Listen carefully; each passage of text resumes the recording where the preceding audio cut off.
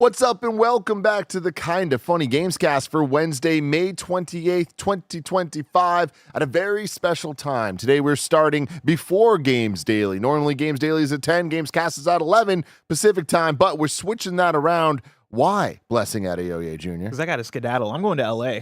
Why? I'm hopping on a flight to go to LA to attend Riot. I'm going to Riot. I'm going to see their new card game. Okay. Riftbound. Card Game Poppy, Blessing Adeoye Jr. That's what they're calling me nowadays. Riftbound is essentially like their version of Magic the Gathering, and they're doing like a big event for it. And so I'm piecing out around noon to actually go to that. Cool. Yeah. So that's why we're doing Games Daily after this, though, everybody. I see the chat getting all riled up. Don't worry. It's going to be a great day full of content. I'm Tim Geddes. Over there we have Andy Cortez. Hello. It's such a cool sweater. Ah, a young tarnished. They don't say tarnished in the game, I don't think. Yeah, no, because we're Nightfarers. Yeah, we're different. We're different people. We're Nightfarers now, Different reality. everybody. Yeah. We're going to learn all about that because this, of course, is our Elden Ring Nightreign review. And this, of course, is the Kinda Funny Gamescast where each and every weekday we get together to talk about the biggest reviews, previews, and topics in video games live on YouTube, Twitch, and podcast services around the globe. If you love what we do, please support us with the Kinda Funny membership. It gets you the shows ad-free, and you get a daily video/audio from Greg Miller called Greg Way. For a chance to be part of this show, submit your thoughts and opinions as YouTube Super Chats as we go. If you have any questions about Nightreign or Elden Ring in general, please send them through, and one of these two beautiful bastards will answer the questions for you. Remember, we are an 11-person business all about live talk shows. After this, we're doing Games Daily, talking all about how Apple is jumping into games even deeper. Then the stream's going to be Doom the Dark Ages with Nicholas Scarpino. If you're a Kinda Funny member, today's Greg Way is 15 minutes about what triggers Greg, and 2 parenting questions. I wonder if they're involved. Yeah, at all. are they connected? Yeah. I do wonder. Thank you to our Patreon producers, Carl Jacobs, Omega Buster, and Delaney Twining. Today, we're brought to you by Mood, but we'll tell you about that later. For now, let's start with the topic of the show. Tim, I got my Tom Talk. Not like the other one, but like this one. This is one of them. So this is for the Switch 2? Yeah, Switch 2. Okay, you're all ready. Switch 2 Tom Talk. So this isn't the one that I was telling you about because they haven't even officially announced it. So far, they've only announced the hard case for, not announced, they've released the hard case for the Steam Deck is what I've been using it for, which is just the slightest bit thinner than this, but still, you're getting pretty thin there. Wow. This is pretty damn thin for a freaking cushion case. I like that. And it's like, I don't give a damn about like how much support it's providing. I just don't want the Joy-Cons to be... It's just the Joy-Cons. But then you bringing up, just wrapping up the screen... and bringing a controller, you're totally set. Now, if you want to get real crazy, not so much for the Switch, because for that you should just do what I said, Pro Controller, and then the tablet part of the Switch too. Some bubble wrap. But for a Steam Deck or Asus ROG or any of the other type of handhelds, they sell these little things you can get on Etsy that just kind of wrap around the analog sticks, so the sticks don't move. That's what I want. You can just throw it in the bag. I don't want them to get snagged in there with a... Yeah. On a bottle of vitamins or whatever I got on a trip. So it causes the drift, you know? I'm very fascinated on the things that you take on trips. Because remember last time you had your bag, because I think it was me and you were going to LA, and it was slightly opened, and we could see the drugs in there. And me and Greg were like, "Yo, what's he doing?" So I always got my prescription meds, but then the other bottle is usually me getting a bottle that is like empty, and I'll throw Aleve, Zyrtec. And just like, vitamin C chewables, very important. He's been a backpack boy since day one. Like, you put it all in the same container? Without a label? Yeah, for those, yeah. Okay. For like, I know what they look like. Do you do that internationally? Yeah. Do you get worried that you'll get stopped at customs and they're like, what are these drugs? Oh, yeah. These unlabeled drugs. Yeah, the scary time that I accidentally brought a fucking weed gummy in my hoodie pocket and... It was still there when I was on the plane. I was like, "Oh my god, I'm a drug smuggler!" I'm smuggling. Well, it's the topic of the show, everybody. Elden Ring Nightreign review. It's out tomorrow. The developer, of course, is From Software. The publisher is Bandai Namco. This is a $40 title. The Steam description is as follows: Elden Ring Nightreign is a standalone adventure within the Elden Ring universe, crafted to offer players a new gaming experience by reimagining the game's core design. We got some current critic things going on, currently at 78 on Metacritic. Wesley LeBlanc, the homie at Game Informer, gave it an 8.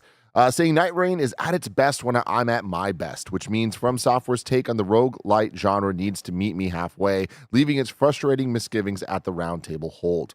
When the matchmaking works, when the map randomness gives my trio a fighting chance, and when the storm doesn't punishingly throw an unfair wrench into the expedition, I'm excited to rise to the challenge. The reward for my efforts is the mastery, knowledge, and adrenaline I spent dozens of hours building in Elden Ring, condensed into a single run. And every success is as visceral and glorious as the last.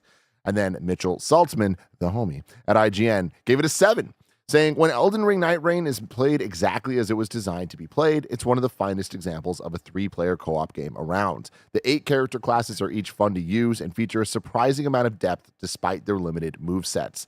The new Night Lord boss battles are among the best From Software has ever created and make the most of the 3-player dynamic, and the fast-paced race against the clock nature of each run leads to exciting moments of split-second decision-making and frantic rushes to try and finish up a fight before the circle closes in. But a lack of crossplay, duo matchmaking, and built-in communication tools makes it hard to create the conditions needed to have this kind of experience unless you're bringing 2 real-life friends on every run.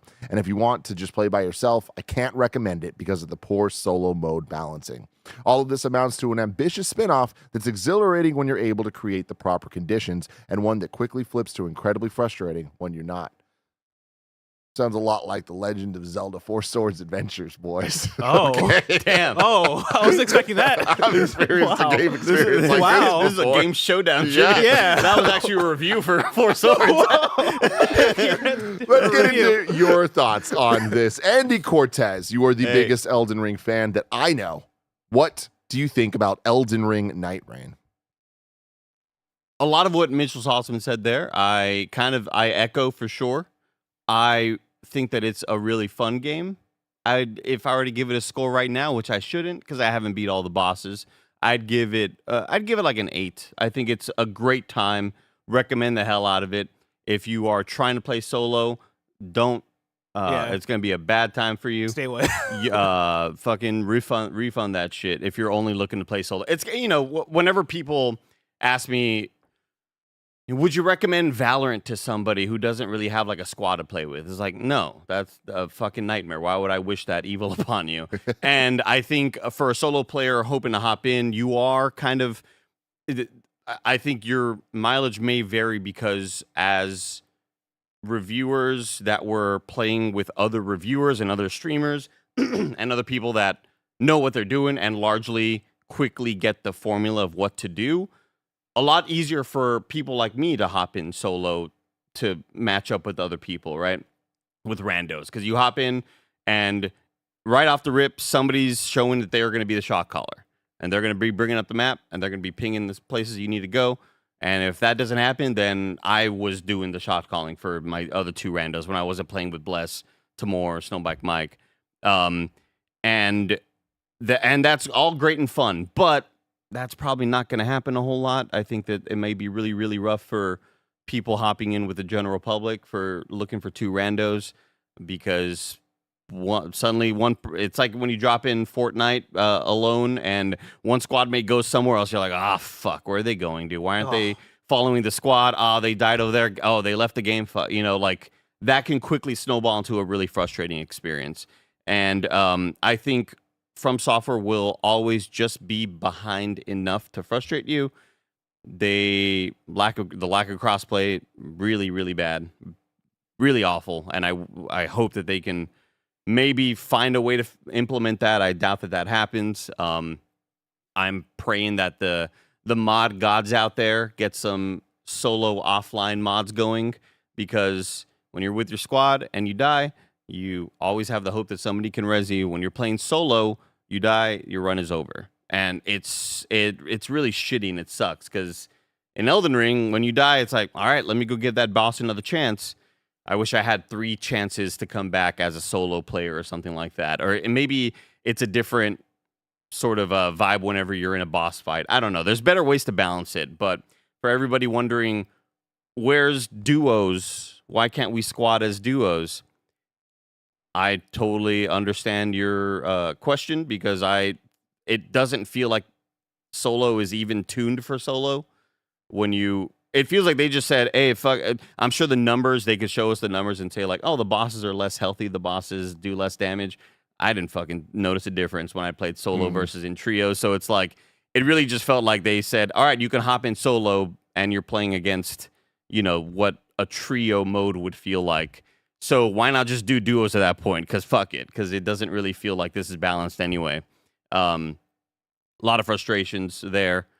I'm talking a lot of shit about this game. And then it will still deliver those magical From Software moments where you take on a big boss and the music is, hype as hell. And then you take an eagle out and you're right into the next spot. And the vistas are insane. And the way that the world changes is really cool and imaginative. And also one of the most shocking things in Nightreign, I walked up to the big bird guy. He's got a bird head, Tim. He's a big guy, a big knight. He's got a bird. He's just like a bird. that dude. He's a bird with armor. Yeah. And you walk up to him and his accent, he's a Middle Eastern dude from the UK with an accent. I'm like, whoa.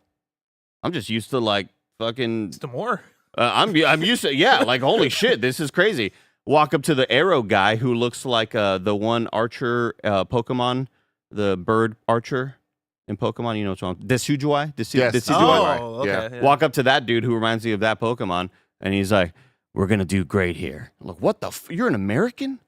In a From Software? It was crazy, Tim. Like, like Armored Core has But, different. It blew my mind. I'm just saying. You In a said, good way? hello, welcome. What's up? In a good way, or Oh, it does was awesome. It was Okay, awesome. Yeah, cool. it was cool to like just hear a normal ass American dude. Let's sound like Solid Snake out here. It was great. I think the game's a lot of fun. I think that highly recommended if you have a lot of people that you want to play with. Don't really recommend it right now if you are hoping to hop in solo because you're kind of rolling the dice on. I hope my squad is good. Or I'm going to play solo offline, which is a nightmare and just it doesn't feel balanced at all. And I hope that one nice thing is you could play solo offline. And when you play solo offline, I hope that that's where the modding community comes in and says, all right, let's download a mod that allows me to die 3 times at the nightly bosses or whatever.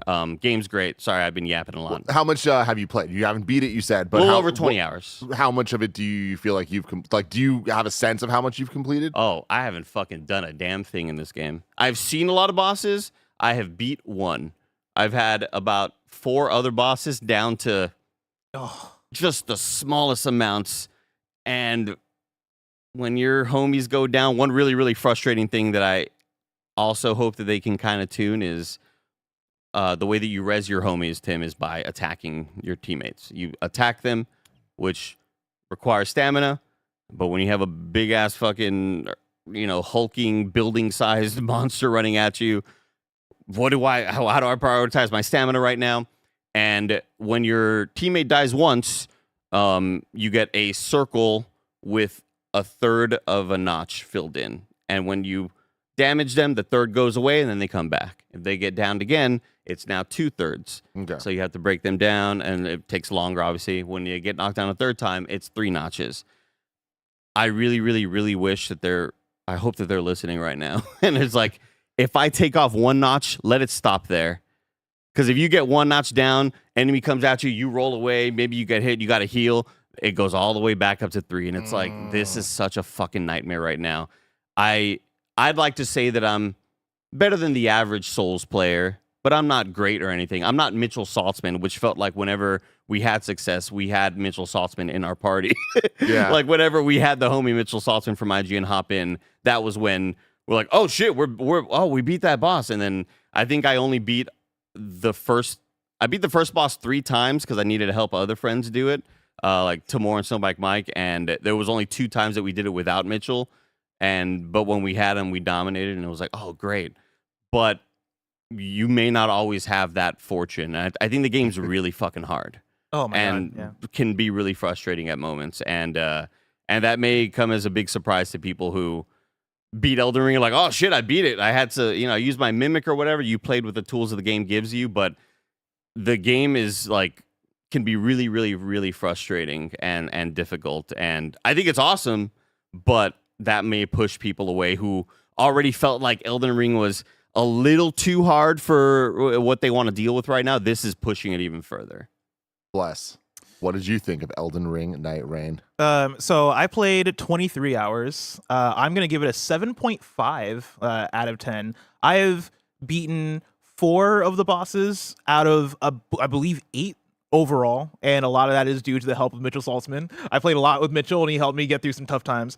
7.5 I've landed on mainly because I think what saves this game is that it is from software and it has so much of the quality of Elden Ring. The boss fights for each of the runs are some of my favorite FromSoft bosses I think I've encountered, right? And they're all tuned toward multiplayer. Like it feels more tuned toward, all right, you got 3-person parties as opposed to being like, like one-on-one like you're typically playing, or one in a companion, which feels like you're bullying the bosses sometimes in Elden Ring. Here, it feels like there's a bit more strategy as far as, all right, this boss is going to split into 3. And so now it is 3v3, and like each of us have to manage like one part of this boss, or like, all right, it is, we need 2 people that are doing long range to like, pull an aggro while you have one other person come in and do melee damage, right? Like, I think you have like parts where the bosses are charging up for a big attack, and it is all about us like going in and doing as much damage as possible. And they feel kind of like raid bosses in that way. And I think that stuff is fucking awesome. I think the boss designs are really cool, even though I wish the final boss arenas are more varied, right? Because like you're kind of in the same arena when you get to the end of the run, as opposed except for like the skyboxes, which have like different colors and shit. Yeah, that was super disappointing for me. But I think still at the end of the day, the times that I find myself really loving this game are the times where I'm like, oh yeah, this is Elden Ring. And then the other times where I'm not enjoying this game as much is when I'm like, oh man, this is FromSoft essentially trying to make a Fortnite-like experience. And I don't say Fortnite as in it's the same genre, because it's not, right? It's a weird-ass game, right? It is Elden Ring, but it is a roguelike, and it is a 3-player co-op game. So when Andy says this game is hard, think about those 3 things, because Elden Ring already by itself is a fucking hard game. You add in a roguelike element to it to where, Andy's talking about, and I'm talking about like we've not beaten all the bosses yet. Think about the fact that these runs are 45 minutes long, and you get to a boss, and like these are Elden Ring bosses, right? And so they have the different phases, and that last phase is always a doozy. And so you get, oh man, I had one yesterday where a sliver of health left on this guy. And I'm like, both my teammates go down, and I'm like, fuck, I have to make a choice here. And my health is a sliver. I can either try and dodge, like use my last stamina to dodge and then try to get a heal, or I panic and I heal immediately. And what I do, I panicked and I healed immediately, got hit down, and guess what? Like that run is just done. It's not like Elden Ring where it's like, all right, cool, I died, I'm just gonna go back again and try that boss over and over again. Like this shit is actually like really, really tough when you think about the fact that, you have to rely on 2 other people also to be as good as you are, or to be even better than you are, right? You have to rely on other people. It's roguelite, it's Elden Ring. So this shit is tough. But when I think about the ways in which I don't love this game as much, it is the ways that they try to adapt this into multiplayer. It is the fact that there's no crossplay. And I think it's even more damning to when you think about sort of the Venn diagram that this game hits, because in a weird way, when I think about who this game is for, I think it's a really specific audience. Like, I think this game is for me and Andy, and not really anybody else that's not me or Andy. You have to you have to be a fan of Elden Ring. Like, you have to love Elden Ring, but then at the same time, you kind of have to be into the multiplayer, drop in a map, mark points of interest. All right, go here, loot, take out this big enemy, go here. Like, you kind of want to have a PUBG, you want to have a PUBG type experience in terms of like gameplay loop and flow. And that is Andy Cortez to a T. And that is like, that's me to some extent, right? Like, I like that experience, and I like the moment to moment here. But at the same time, there are things like the wall jump where, because this game is way more fast paced and way more about like getting around the map pretty quickly and going from place to place, they've added in a wall jump where it's exactly how it sounds, right? If you jump against the wall, you can kind of like climb up. It is very janky, and it doesn't work the way that you want it to work all the time, right? Like, there are times where I'm like, please get me up this hill, and then I almost get up, but then the geometry doesn't land in the way that I think it's gonna land, and so I'm like, fuck, all right, now I'm wasting time, and now the wall's coming in, and the wall is very aggressive, and so now I'm taking damage, right? Like, you have things like that. You have, going back to what I was saying about the crossplay, right? You want to have a big player base to matchmake with, because like, there are so many factors into play. You want to find good people. You want to find people that are also queuing for the same boss that you are, and that's not always the case. At the same time that you are as well. The same time that you are, right? Like there's a lot of, I think, weirdness in terms of how they've tried to turn this into a multiplayer thing, and when it works so well. But when it doesn't work, it's like, oh man, yeah, it feels like this is your first time making a thing that is this type of multiplayer game. That said, right, like there are so many things that I still do love. I love the character classes. I think there's a class here called, it's not Iron Eye. Iron Eye. Well, Iron Eye is the long arrow? range. I'm thinking of the Executor.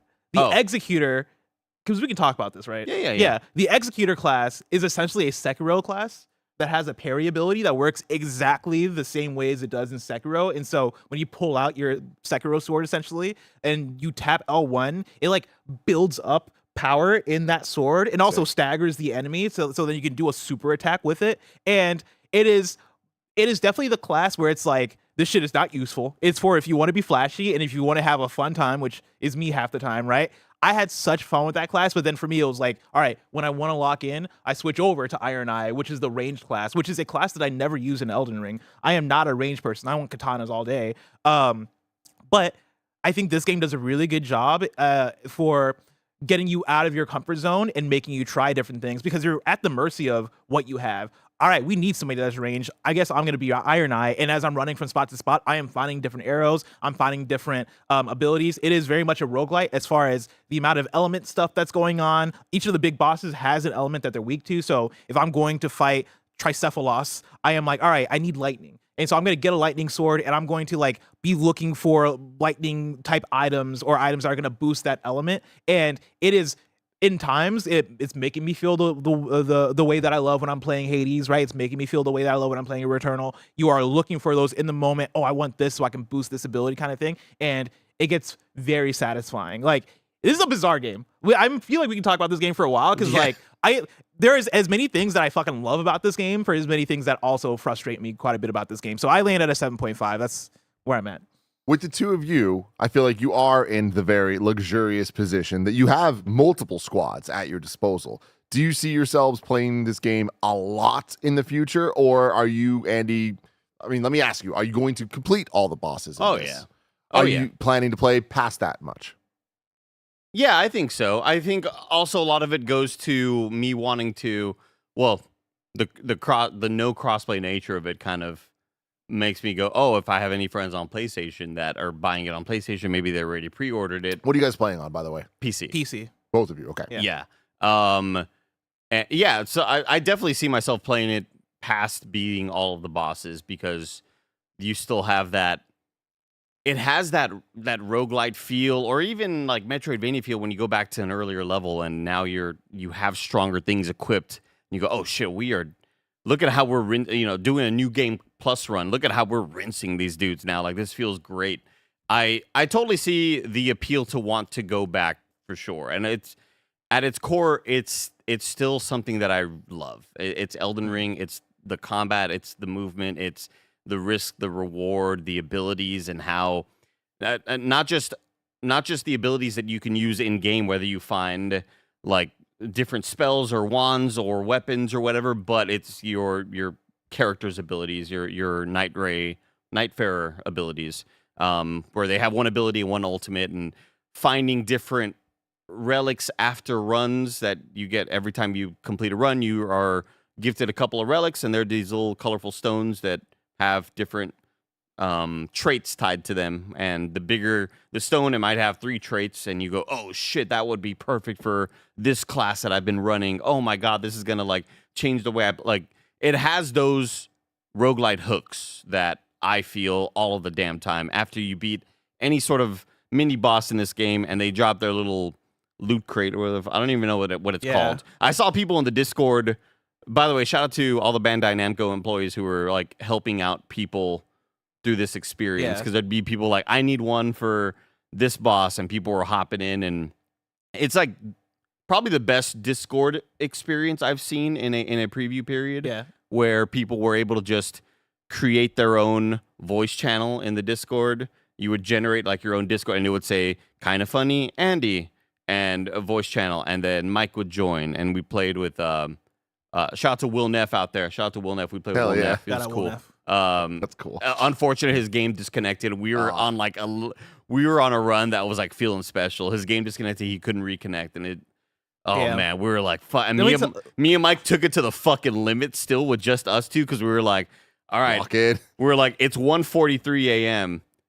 We keep this run going, right? He was like, hell yeah, dude. We feel we're too good right now, and we got to the very very end, and unfortunately we did not beat the boss with just us two, but it has all those hooks that you like. I agree with Blessing that it's a lot of different mechanics and genres that are meshing that may clash in ways that don't feel like sometimes the music and the harmonies aren't perfect. Yeah. Because you are not only It feels like an implementing experiment. you're dealing with the difficulty of a From Software game with RNG, and sometimes that's tough where on one night you may get a certain boss, you're like, ah, shit, man, I picked the wrong thing to upgrade. Yeah. I shouldn't have gone for that weapon. I should have gone for this ability because, again, after every mini boss you beat, the smaller ones will give you 2 perks, and a perk may be gain 10,000 runes right now, which means, oh shit, I can probably level up one time.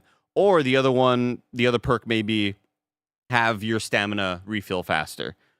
And you make that choice, and it's like, oh, do I want these gains right now, or am I playing like the long game? Am I so confident that my build is good enough for stamina regeneration that I can skip on that right now? You have all those sort of split decisions or those quick decisions you have to make. I think my biggest problem with it, though, is while you're playing Nightreign, the way that we are playing it, the way that you play it to have the most success possible, if there were a difficulty mode, it feels like we are playing the playstyle we're using is meant for the hardest difficulty possible. Wow. And what I mean by that is there is no exploration. There is Yeah. no Oh, yeah. time to look around and go, oh, should we check out that? Oh, that might have a cool boss. Let's go. There's no time for any of that. The ideal way to play this game is to essentially speed run to all the POIs, all the points of interest, and go, not all of them, but like to as many as you can, and say, fuck the mobs, fuck the, like, anything that might be distracting or anything that might be about exploring, fuck all that. We are going to point A, and then we're going to point B, and then we're going to point C, and gaining as many runes and like collecting as many perks as possible, and then going to the first day boss and then defeating that. And like, it's cool to get in that flow. Yeah. But so much about Elden Ring is the beauty of this world and how cool that area looks, and I want to like check that zone out now. But the way that you are forced to play it, which again, you're not forced to do anything, right? The old classic Doom tweet, you control the buttons you press. But the way that you are playing it is, if I want maximum success, the 3 wolves are running by on the way, fuck it. If you try to kill them, that's like 3 seconds lost on this run. It feels like everything's a speed run, and while you're having fun, it's still taking away that sort of the sense of exploration and the sense of like wonder and magic of an Elden Ring world. This might be a big question, but do you think, obviously, that them designing their first real multiplayer game, like there's been modes and stuff before, but this being from the ground up a multiplayer essentially only product, do you think that them adding the roguelite stuff and the more speedrunny type things that are a necessity, do you think that overall that was the right call, or do you think that there is potentially a better game if it were to lean away from that and more into what Elden Ring is more traditionally known for? I think that there's a way to balance it to where you are not always against the clock, because that's just an extra added element that I don't know if it adds a whole. It doesn't. It adds to some tense moments, but that's not the fun I'm getting. The fun I'm getting is fighting a boss, feeling like I'm prepared. That's where I get my satisfaction, knowing that, like, all right, you're gonna bring your fucking A game, and so am I, because I made sure to check every damn place on this map to try to find the best thing possible. And I think there's a better formula here. It sounds like I've just been shitting on all the time. Again, probably an 8 out of 10. It's a great game, really, really fun. Still has all the magic that I want, but I think that there's a better game here if you try to take a different approach to. Maybe it isn't the ring is closing in Fortnite style. Maybe it is all right, we could pick, similar to Hades when you get to the end of a room and you go, oh, do I want to go through that door with that boon or do I want to go through this door with the health upgrade? I wish it was more conventional in that sense. See, funny enough, right? You mentioned that it feels like we're going in at like the most difficult difficulty level almost in a game. I do wonder if a lot of that is fixed if they add in a difficulty level, which I know is very from software and like not going to happen, right? But like if you had I wouldn't even if I'm working at FromSoft, right? I wouldn't even pitch it as a difficulty level. I would pitch it as like the experience we're having right now is like I don't know. You find a cool word for it. You find like an Elden Ring word for it, right? Like you're doing like the locked in mode or whatever, which is like the ultimate insane edition. Insanity on or something like that. And then the default mode is like, all right, the ring doesn't do as much damage, and you have a bit more time to explore. Because I do think this game is such a weird one. Nightmare. See, Here we go. That's why we pay you the big bucks. Go. Like you have a nightmare mode that is speedrun to every POI and like fucking lock in. Like you need to do the meta. Like you need to be locked into every single thing that you need to face this boss that's gonna kick your ass. Because I do think that's a worthwhile experience. I think when you beat the boss, it feels fucking good. Yeah. Like when I had Mitchell Saltzman that's coaching me through, like, all right, go here, we're gonna pick up this sword, like, and we're fully kitted out and ready to go. There's nothing like it. But also, yeah, that shit is fucking brutal. And I think that then contrasts with one of my favorite experiences that I've had playing this game, which are the I believe it's called Shifting Worlds, right? I believe so, yeah. Where Shifting Lands, thank you. There was a run that me and Andy were doing. It was me, Andy, and we matched with a random. His name was Ziant. Never forget him. Ziant with an X. Like giant with an X. God, you know what I mean? Oh, shout out Ziant if you're out there listening, Our freaking guy, Ziant. Let's go. This was such a cool one because it's me and Andy. We're still, I think, a bit earlier on in our runs with this game. And we get the map, which I don't know if we did a great job of explaining at the beginning of the show, right? Like the map that we're dropping into is essentially Battle World for Elden Ring, where it's a bunch of different Elden Ring style locations, procedurally generated, but like essentially remixed on as far as where they land on the map. And so we land, and there's usually somebody who we are like, all right, who's going to be point person? I always look at Andy or whatever. If I'm playing with randoms, I just pray one of them wants to be the point person. And it is, you mark where you're going on the map, and then we immediately run to these places. And some of the places will have a mini boss that you kill, get a bunch of runes, and then get an upgrade. So you might go to a church that allows you to get an extra health flask so you can heal an extra time. But you're essentially going from location to location.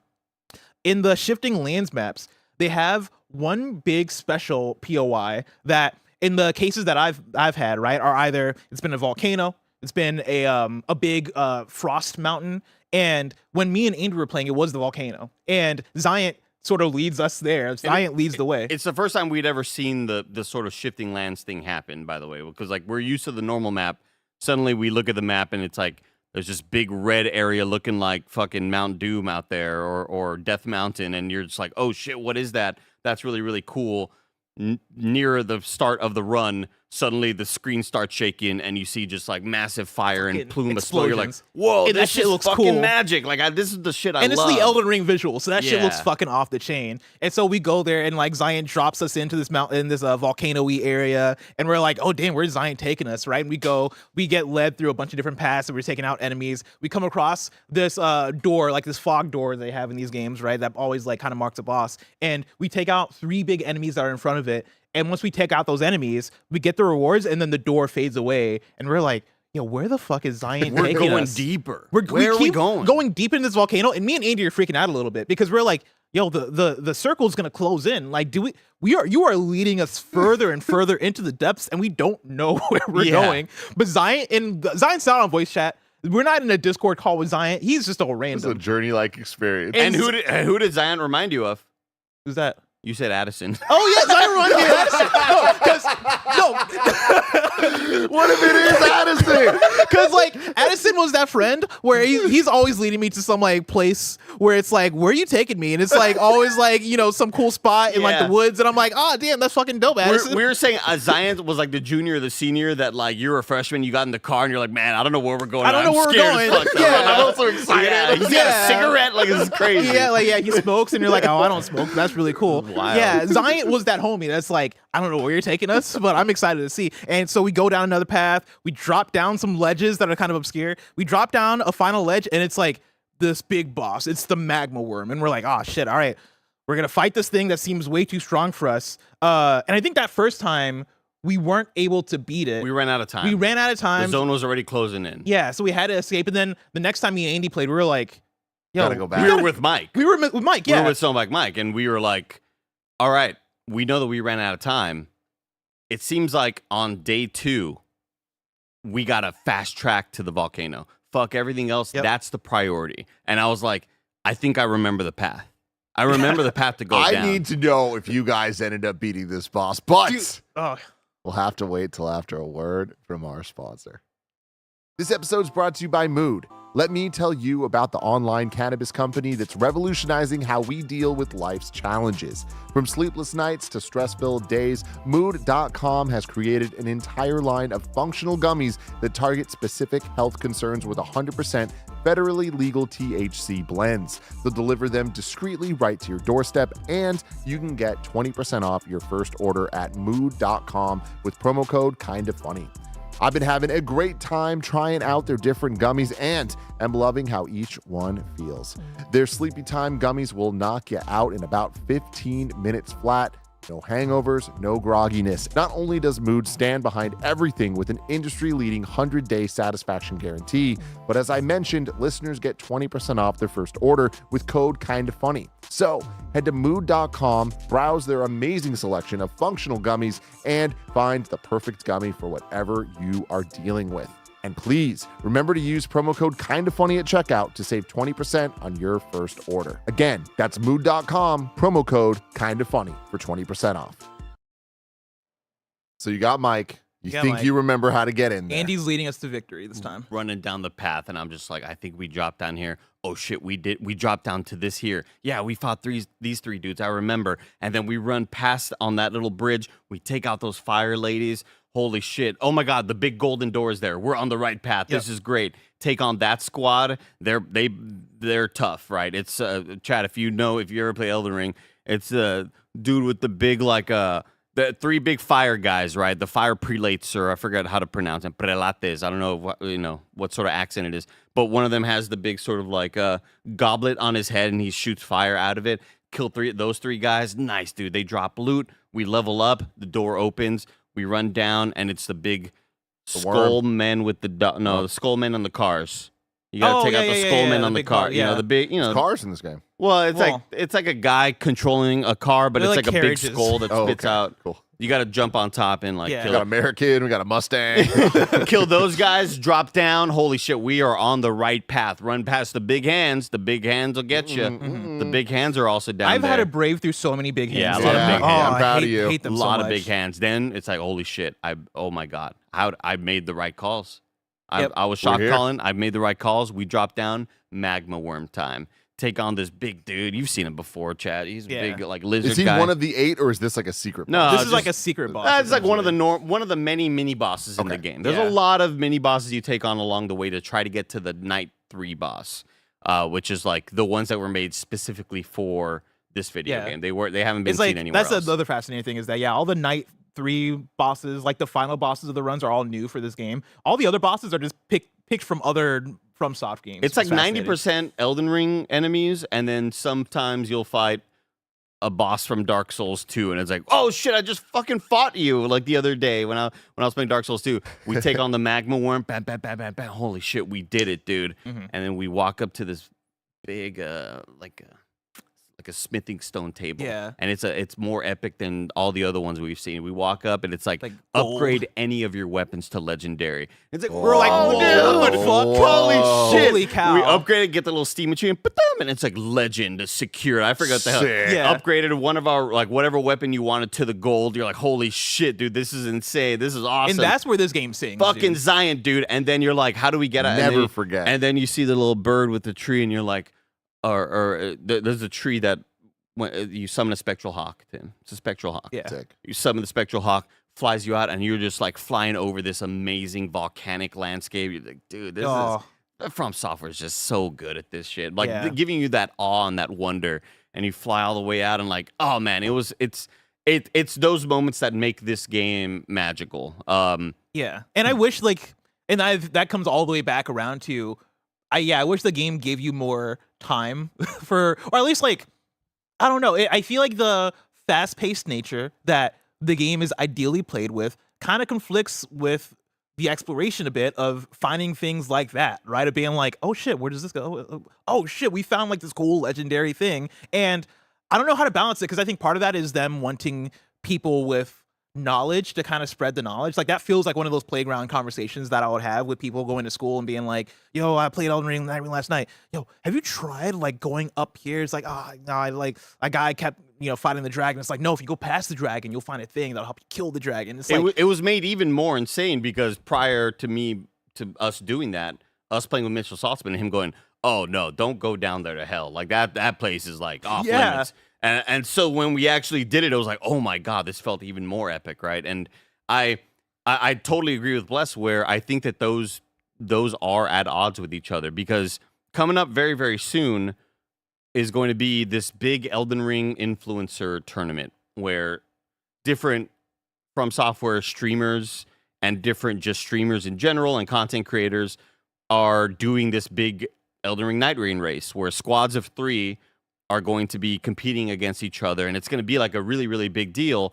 And the way that you're going to watch these people play is how all of us were playing more than halfway into this review period, where you're not going to, it's those, don't worry about those short gains right now. We're going for the big gains in the future. And that takes away so much of it. And I hope that maybe the RNG is raised in some spots where it's like, no, those little mobs are worth fighting because they do drop this and these items that could be worth it. But for the most part, you are zipping past 70% of the map to get to that boss in that little area, this boss in this encampment, this boss in this encampment. And when when you start a game, you see all the different spots on the map that it's like, all right, well, maybe there's a church here. We can get a healing flask. Maybe we can take on those camps first. And you see that's poison.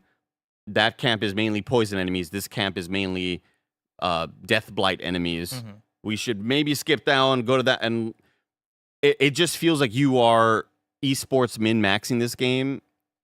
But I feel like it's owed more. Yeah. You know what I mean? It's kind of a bummer that you are sort of at odds with that. But I think if things can be balanced a little bit better, maybe more time is given to you, maybe that will lead to more successes. But for the most part, I feel like we were failing for a lot of it. So as somebody who thinks that's like, I think I'm okay. I think I'm pretty good at these games. Like I'm not amazing. Yeah. I'm not that sort of level, but like I feel like a team of me, you, and Mike should be pretty good. I'm pretty competent at these games, and it really sucks that like, man, they were just getting beat down. But I love that challenge. You know? So having said that, you guys you have the friends to play. You have this review period that you're kind of given the best case scenario to play at least this version of the game with the balance it's at currently. Do you see, with no crossplay and with everything you guys have been talking about, do you see this game finding success? Or do you think that this is going to be, all things considered, kind of a, hey, that was a nice experiment they tried, but they're probably not going to go back into this because it didn't really work? I think this will be a success because of the amount of content there is. I think because there's a lot of different bosses you can go try and go see. When, once you beat that first boss, the rest of the bosses unlock, and then you can queue up for certain ones. You can queue up only for these two because maybe those are the only two you need. Or maybe it's like, fuck it, I'll queue up for all of them because I'm going to get good rewards and good relics to then equip to my heroes in the future. I think this game will be a success just based off of 26 million sold of Elden Ring and people discovering that, oh shit, I do like this challenge and this is a lot of fun. Now, how many of those get refunded? I don't think that is necessarily going to happen on Steam or something like that. I don't think there will be a big, massive backlash of like, oh, this is way harder than I thought it'd be. But I do think this game will be a success and will, at the end of the, I don't know, maybe by the end of the year, hit like 5 to 6 million. Yeah. Like the thing is, I don't know how to quantify a success for this game. I do think that it's going to do well for what it is, but also I come back to what I was talking about with the Venn diagram as far as who is this game for. Like, I was thinking about it as I was playing this game, where I'm like, man, my friend Ree would fucking love this game just from the fact of how when I play games with Ree, right? She loves playing a PUBG. She loves playing a Fortnite. She loves playing games that are drop in, go to point of interest, loot items, build your character, and try to go for the win. Like, that is what this game is. But Ree never played Elden Ring, right? Or at least she didn't really like get far in Elden Ring. She like played a little bit and then dropped off. And I can't recommend this game to anybody who hasn't played much of Elden Ring. Like, you need the Elden Ring knowledge going into this. This is almost like this has made me reflect a little bit. Elden Ring on crack. It's Elden Ring on crack. It's made me reflect a little bit on Ghost of Tsushima Legends. Because Ghost of Tsushima Legends, when that came out, it was the multiplayer mode that they added into Ghost of Tsushima that came with a lot of And you were the biggest fan content in the world of it. I was the biggest fan of like, legitimately. that game deserved better, right? But they packaged it in with Ghost of Tsushima, and I always viewed that as weird. I was always like, man, this game deserves so much better, and it doesn't feel like it's going to get the audience and attention that it deserves, because it feels good enough to be a standalone thing. Elden Ring Nightreign, I would put in the exact same conversation, but as I'm playing this, I am like, you kind of need Elden Ring. Like, you kind of have to play Elden Ring in order to fully enjoy this, because you're going to be so fucking confused if you don't really know the language of this game, the feel of this game, like how to move in this game. And Elden Ring is, in a weird way, the tutorial for this game. So I think with that, like, you're looking at a very specific audience, right? Again, I come back to, I think this game is for me and Andy, but like, I don't think this game is for every or even most Elden Ring fans. I think this game is for a specific Elden Ring fan who also likes multiplayer co-op and like not battle royale, but kind of battle royale style games as far as like what that gameplay loop is. So I actually for me, it's not a foregone conclusion that this game is going to be successful necessarily, or at least like the talk of the town for a long time. I think when we get further down the line and look back, it's going to be like a thing of, oh yeah, remember Nightreign? That was a really cool thing. And but I think the conversation is going to move on from it. I got a lot of super chats that I want to get to, and some of them come back to this question a little bit. But Guitar Hero Arrow says, please tell me that FromSoft pulled the ultimate move and has Nightreign by Guns N' Roses blasting in the background during the final boss. No spoilers. No spoilers, No baby. spoilers. No spoilers. Never got there. Well, GNR. And then Chronorig says, hey guys, now that you played a more multiplayer-focused FromSoft game, how do you think Duskbloods will play like? Dude, I was thinking about this just from the sense of when I think about this being From Software's like shot at multiplayer and how much From doesn't want to let go of the Fromisms in making this game, and how sometimes that can make it feel archaic for a multiplayer thing. I was thinking about Duskbloods and the fact that not only is that FromSoft, it's also Nintendo. So that is, as a multiplayer experience, I'm so fascinated to see what they come down on as far as that being, because like, those are two companies that I don't really look at as far as like how they approach multiplayer. Like, I think the game's probably going to be good because it's From Software, but I don't know. Andy, have you thought about like what actually Duskbloods is going to be?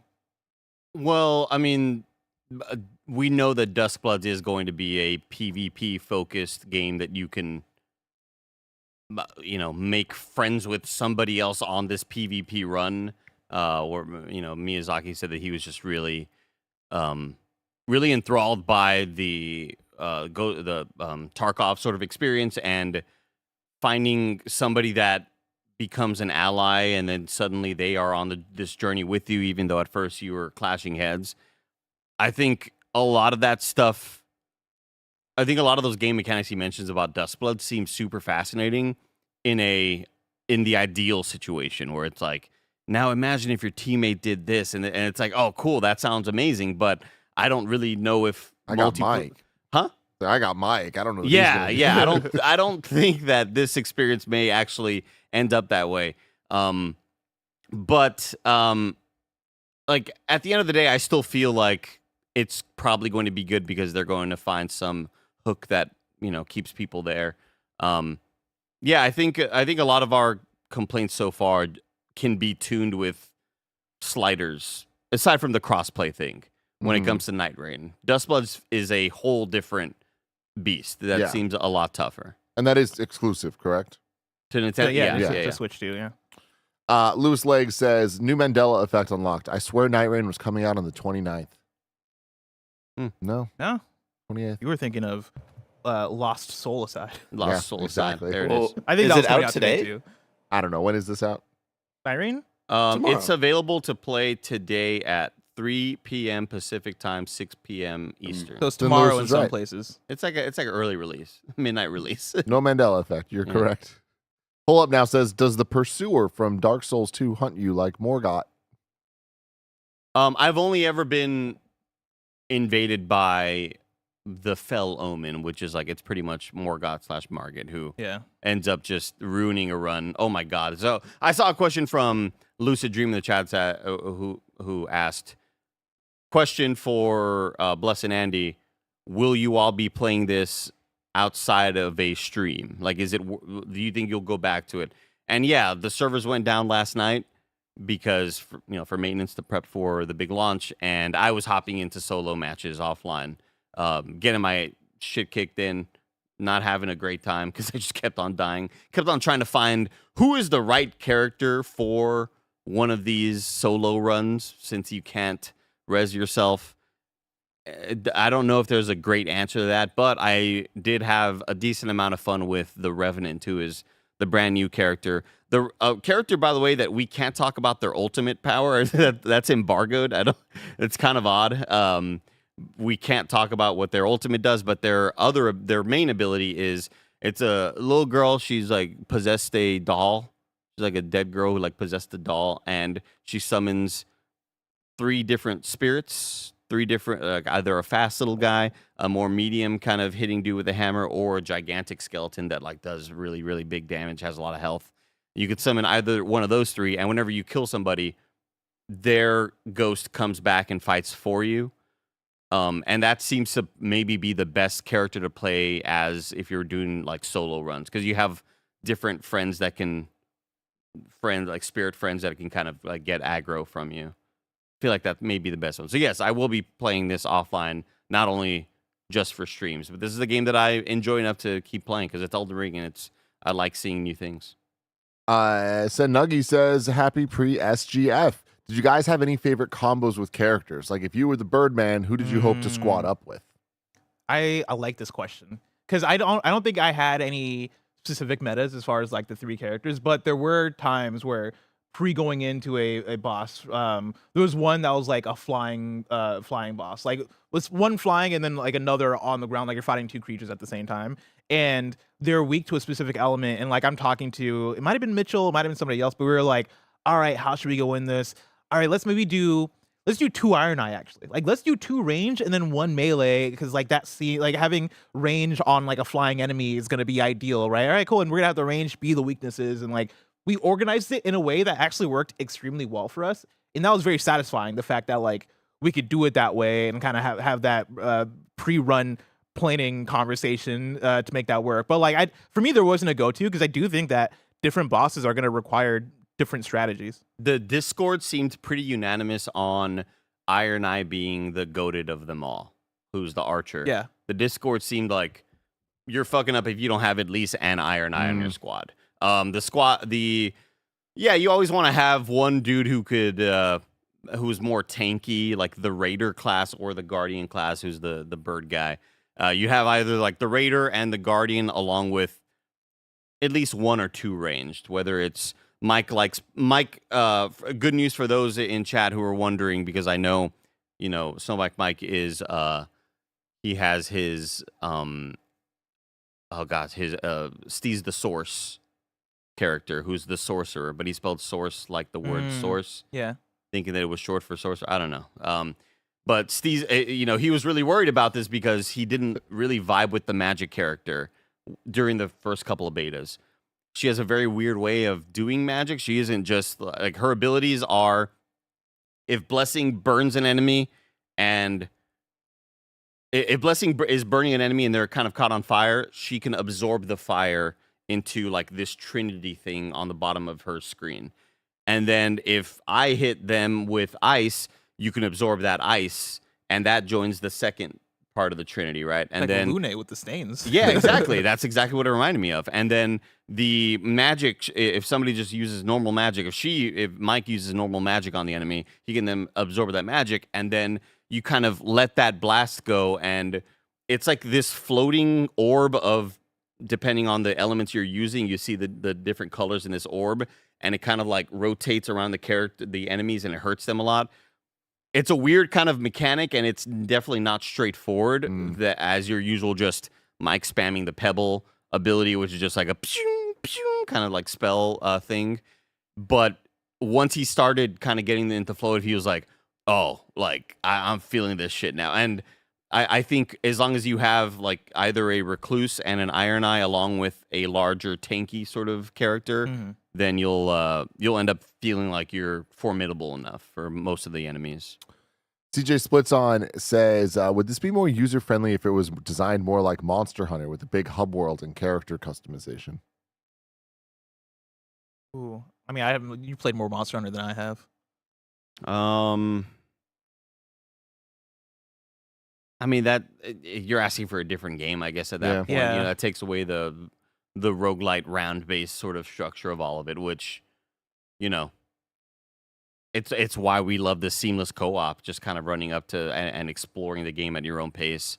I really do look forward to see what sort of mods will come out for this and what the community will be asking for once the game comes out, to see what the PC modders will kind of, how they'll change, make the nights longer, make the, you know, give you 3 reses or whatever if you're playing solo. I think there will be a lot of different ways to kind of change the way the game is played. This would be a different game also, but I was thinking about this as I was just watching videos of Nightreign before this, and as I was watching one of the boss fights, I was like, man, I would just love for this to be a boss rush game. Like, just let me in a crew of 3, just do like boss after boss, and just like almost do more of a traditional linear kind of roguelite experience as opposed to like the run and the storm closing and all that stuff. Again, be a different game, but like, I don't know. I do like the core of what this is. Me too. I also kind of wish it was more of the traditional roguelite Hades structure as opposed to the free exploration kind of battle royale I prefer the roguelite RNG as opposed to the battle royale RNG. Yeah, I feel where that. with the battle royale RNG, when the world summons in different elemental camps that you can go take down, will pop up, and it's like, ah, shit, we didn't get any fire camps this time around. That sucks. We gotta like deal with these other ones or whatever. I would have preferred more of a sort of room-based like thing, but then that takes away the open nature of all of it. I don't know. There's a lot of different ways you can go with that. Johnny Boz says, do you think Nightreign will get you to go back to original Elden Ring, or is Nightreign what you'll stick with when you want some FromSoft? No, I'll always go back to original Elden Ring. Like, you won't have that sprint or the double jump, which works like 70% of the time. But no, Elden Ring is Elden Ring. Like, I still have a no summons run that from last year that I plan on getting back to sometime. I definitely think that like I saw somebody in chat ask, will this be a success will you consider it a success if people stop playing a month from now? Yeah, because there's 8 bosses, and when you beat the 8 bosses, I don't blame anybody for moving on. Like, this isn't they've not sold it or pitched it as like an ongoing live thing. Right? Correct. Yeah, I don't expect them to add more bosses over time. Bam Bam in the chat says, is this a contender? It's a really, really tough year. It might be. It will probably be a contender by the end of it. By the end of me seeing all these bosses and having as much fun as I do, it was always kind of like that's going to be a surefire win for me. I'm a little bit more down on it as I was during the betas, but at its core, it's like with the beta and with this sort of like preview period, I'm at 46 hours. Like, I've played the shit out of this game. I plan on putting in at least like 2 or 3 times this hour count by the end of the year. Yeah, I don't really see it being a contender for me, but I think I'm also on like the other side of, I don't know how much of this game I'm going to play beyond this review. Like, I would love to actually like go and beat the other bosses, right? But like, one is the thing of, it's busy time for video games. Like, just this morning, I think I've talked about like 3 different codes that are coming in of games I want to check out. But even beyond that, like, I then had to ask myself, how much enjoyment am I getting for the like difficulty of this game? And one of the boss that I'm on right now, even though you can tackle them in any order, but I'm trying to go in order. The boss that I'm stuck on right now, I got to it, and it's like this big statue dude that's fucking brawlic as fuck. and beat the shit out Brolic. of me. He's What a word. The That's dude's awesome. Fucking Brolic statue that beat the shit out I of don't me. think I've ever heard someone say that in real life. I'll go to New York. That's But yeah, no, that shit is like, I know. Yeah, that guy's tough. dude. After that fight, I was like, I don't think I'm gonna beat this game, dude. I've seen every boss except for one and the final boss. And no, wait, yeah, one and the final boss. Yeah, I plan on playing this to the end of it. I plan on beating it, and especially because that Discord was popping off when people were beating the final boss and saying that is one of the best From Software bosses ever, like just straight up ever. That final boss is like the one that takes the crown for like the coolest of all. Really? Of them. Okay, Yeah. I might do that then. And then the final super chat of the episode, Arturotron says, Addison's with a Y. And it's not what you think. Good. I like That's a that. good That is good. I like that. Let us know in the comments below if you're hyped for Elden Ring Nightreign, if you're going to be trying to take down these 8 bosses, and if you have the squad to do it, or if you're going to try it solo and fail. After this, we're about to do Kind of Funny Games Daily with me and Greg Miller. And then after that, it'll be Nick playing some of that sweet, sweet Doom the Dark Ages. Until next time, though, love you all. Goodbye.